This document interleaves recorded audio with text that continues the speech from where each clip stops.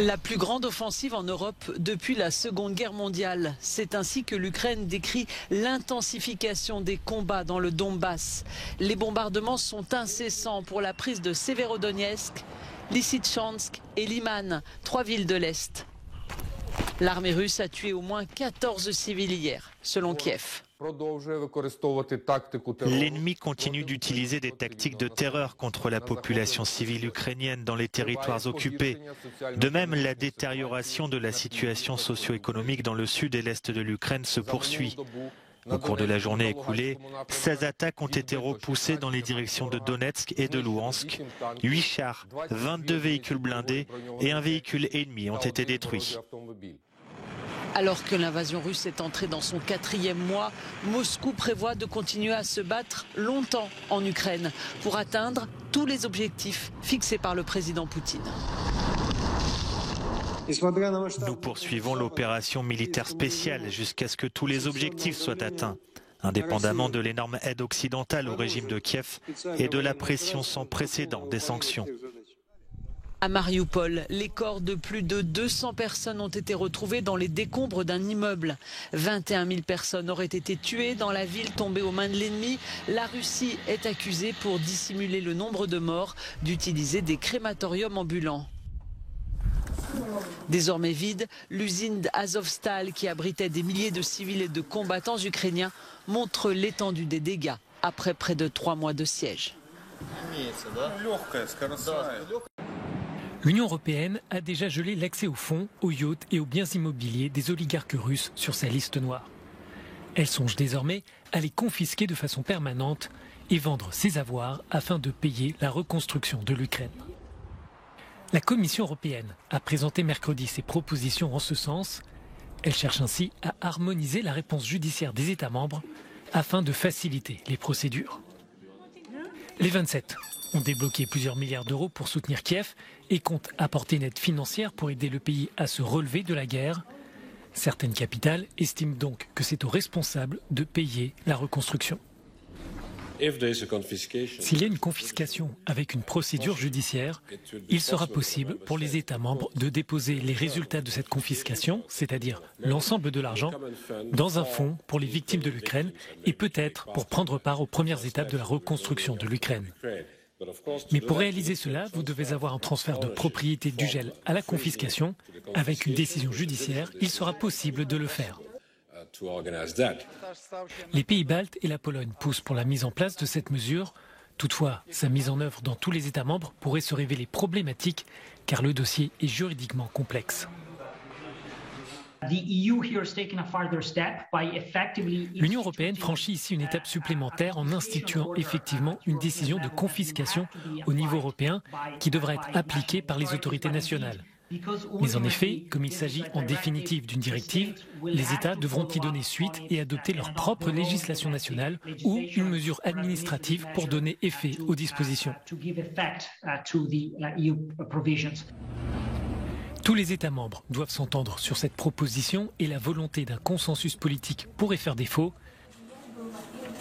Jusqu'à présent, 10 milliards d'euros d'avoirs ont été gelés et 200 milliards d'euros de transactions bloquées.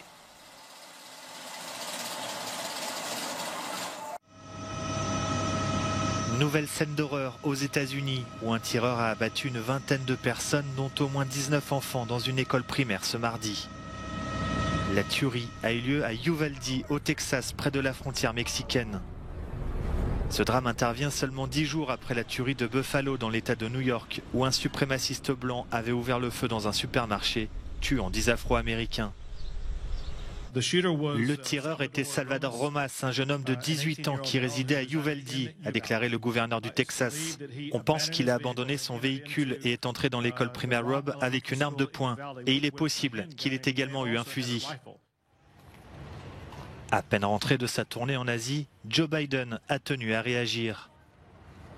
Le président américain a une nouvelle fois fustigé le lobby des armes à feu. Pourquoi sommes-nous prêts à vivre avec ce carnage? Pourquoi continuons-nous à laisser cela se produire? Au nom de Dieu, où est notre colonne vertébrale pour avoir le courage d'y faire face et de tenir tête au lobby? Il est temps de transformer cette douleur en action pour chaque parent, chaque citoyen de ce pays. Nous devons faire comprendre à tous les élus de ce pays qu'il est temps d'agir. Dimanche, c'est dans le métro de New York qu'une fusillade avait éclaté, faisant une victime, un homme de 48 ans qui se rendait à un brunch. Le principal suspect a été arrêté ce mardi. Andrew Abdullah, 25 ans, devrait être inculpé pour la mort de Daniel Henriquez. La Corée du Nord a effectué ce mercredi matin au moins 3 tirs de missiles balistiques selon l'armée sud-coréenne. Des lancements de missiles qui interviennent juste après la fin de tournée de Joe Biden en Asie. Le président américain s'est rendu en Corée du Sud et au Japon pour réaffirmer son soutien face à la menace nucléaire de Pyongyang. Les lancements successifs par la Corée du Nord de missiles balistiques intercontinentaux et de missiles balistiques à courte portée aujourd'hui sont des actes illégaux qui violent directement les résolutions du Conseil de sécurité de l'ONU et constituent une provocation majeure qui menace la paix dans la péninsule coréenne et dans le monde entier. Nous condamnons fermement ces actions. Le Japon a également tenu à réagir rapidement. Ces tirs de missiles, immédiatement après les sommets des États-Unis avec le Japon et avec la Corée du Sud, et la réunion au sommet des 4 pays que sont le Japon, les États-Unis, l'Australie et l'Inde, constitue une provocation claire et absolument inadmissible. L'armée sud-coréenne a également fait savoir que la Corée du Sud et les États-Unis ont effectué un exercice de tir de missiles et mobiliser des avions de chasse en réponse aux provocations présumées de la Corée du Nord.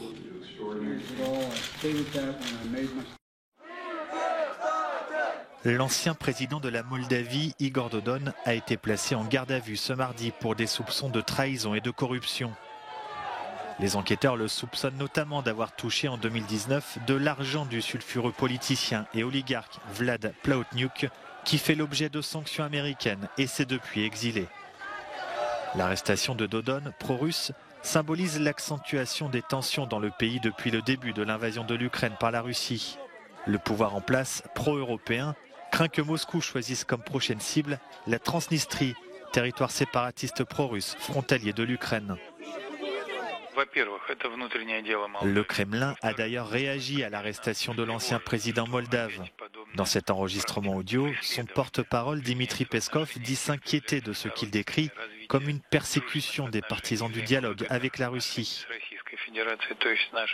Il appelle également à ce que les droits légaux de Dodon soient respectés, précisant toutefois qu'il s'agit d'une affaire interne à la Moldavie. Moscou affiche en tout cas ouvertement son soutien à son allié.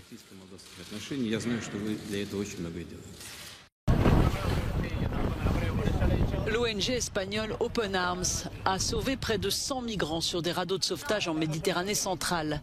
Si on ne sait pas s'il y a des morts, le pire a sans doute été évité. Après des heures d'attente et malgré les appels à l'aide restés sans réponse, lancés aux autorités maltaises, italiennes et tunisiennes. Après avoir en effet repéré une barque en détresse, les sauveteurs ont distribué des gilets de sauvetage, mais le poids de l'eau à bord a fait chavirer le bateau et les occupants sont tombés en mer. Dans un autre drame de l'immigration, plus de 70 migrants partis de Libye sont portés disparus après le naufrage de leur embarcation au large de la Tunisie. Les gardes-côtes et la marine n'ont pu sauver que 24 migrants. Celui qui a été le visage de la lutte contre le Covid-19 rempile pour 5 ans. L'Éthiopien Tedros Ghebreyesus a été reconduit pour un second mandat à la tête de l'OMS. En larmes, il a évoqué la guerre en Ukraine et appelé à la paix.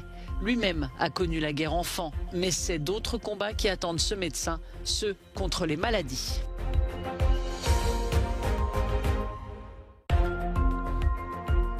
Le gouvernement britannique a donné son feu vert au rachat du club de football de Chelsea. L'oligarque russe Roman Abramovich, son propriétaire depuis 19 ans, l'a mise en vente début mars. Le milliardaire est frappé par les sanctions européennes contre la Russie.